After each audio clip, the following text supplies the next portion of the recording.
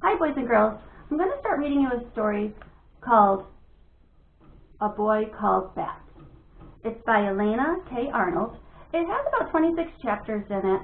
Some days I might read just one chapter, some days I might read a couple of chapters, but I'm just going to start off slow today. I'm going to read the first chapter called After School, and I want you to really think about what we can learn from this story as we get going. But each chapter I'm going to give you something that I want you to talk to your families about. So let's get started. Chapter 1, After School. Bixby Alexander Tam stared into the refrigerator, trying to decide what to eat. He knew that the longer he took, the more energy he was wasting, and Bixby Alexander Tam didn't like to waste energy. But he also didn't like to eat leftovers, or cheese that had been sliced, or any of the yogurt flavors in the fridge. Bat, close the refrigerator door, yelled his sister Janie from the kitchen table, where she sat cutting out pictures from a pile of old magazines.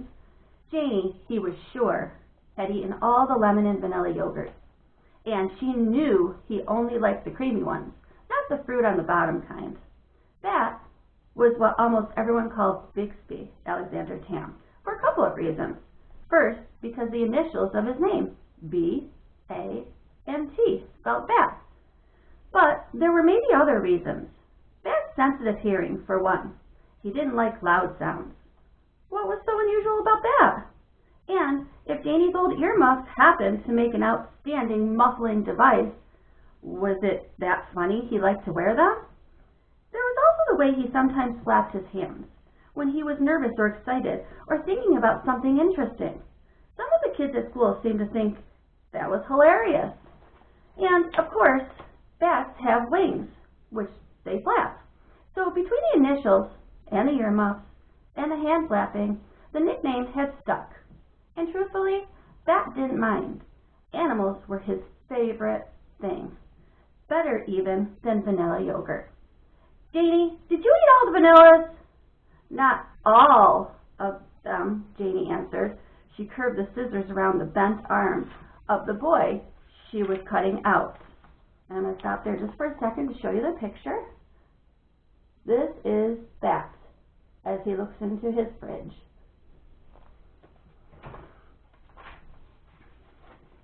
I saw you eat at least 2 or 3 of them.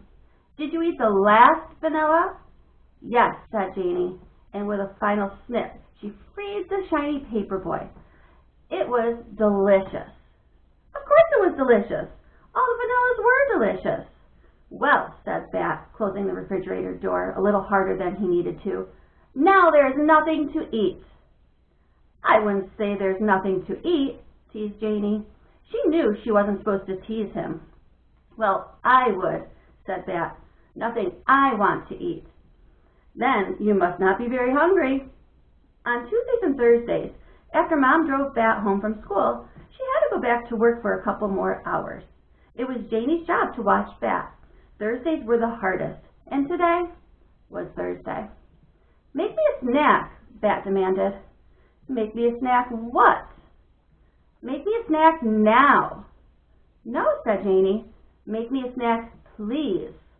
I don't have to say please, said Bat. Make me an after-school snack is part of your job. You don't have to say please to get someone to do their job. You do if you want them to do it well, said Janie. But she pushed back the magazines and stood up. Bat felt his elbows beginning to bend. He felt his hands getting ready to flap. I'm hungry, he said again. His voice sounded higher. Okay, said Janie. Don't fly away. I'll fix you peanut butter and jelly. Without the crust? Bat said. He felt better already. And believe it or not, that's the end of chapter 1. Now what I want you to think about is this. They introduced us to 2 characters. They introduced us to Bat, and they introduced us to his sister Janie. So what I want you to do is I want you to talk to somebody at home about what you thought of the 2 characters. What are they like? What are their actions telling you? So I want you to think about that, and stay tuned tomorrow for chapter number 2.